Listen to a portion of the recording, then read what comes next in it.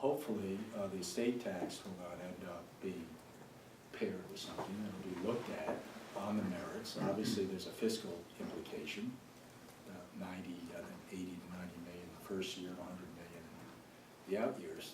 That's entirely payable if we have our priorities straight in Maryland.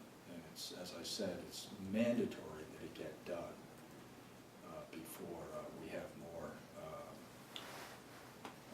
dislocation.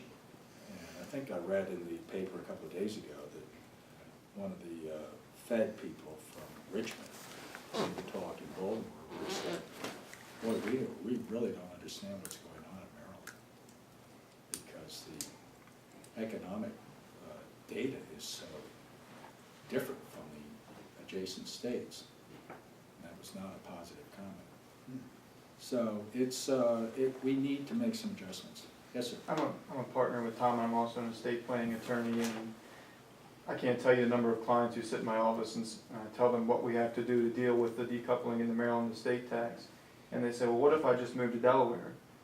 Why don't I just do that? I have a beach house there, and I don't have a good answer for them. I say, well, I like living in Maryland. That's why I live here. But, you know, and it's tough to give them, you can't give them an answer on that question. And my question about that Senate bill is that, do you view it more likely that we'll see the phase-in? It seems like that has more support than just the immediate. I know bills have been offered in the past to immediately bring it back to couple. Seems to me that the phase-in is more likely, and I guess logistically that may create some issues with Maryland state tax returns as far as, you know, getting the new forms out each year as that logistically phases in. But is that the more likely result, do you think? Well, I have read the same newspaper articles, and I think that probably is the normal path. I would like to phase it in as quickly as possible. And that client that you mentioned, when I was first elected, that was anecdotal. Now it's not.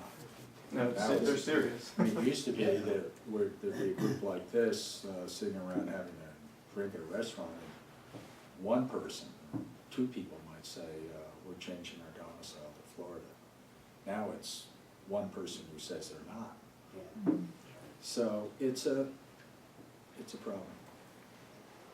Hopefully help is on the way. Peter, is there any way to quantify how many citizens and taxpayers we've lost in the last 5 years?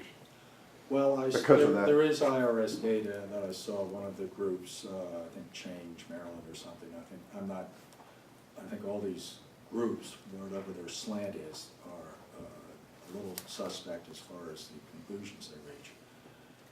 But that used some IRS data to come up with a fairly significant chunk of money. The fact of the matter is, last time that we really looked at this was in 2009, when our number of millionaires went from 7,500 down to 4,000, I think.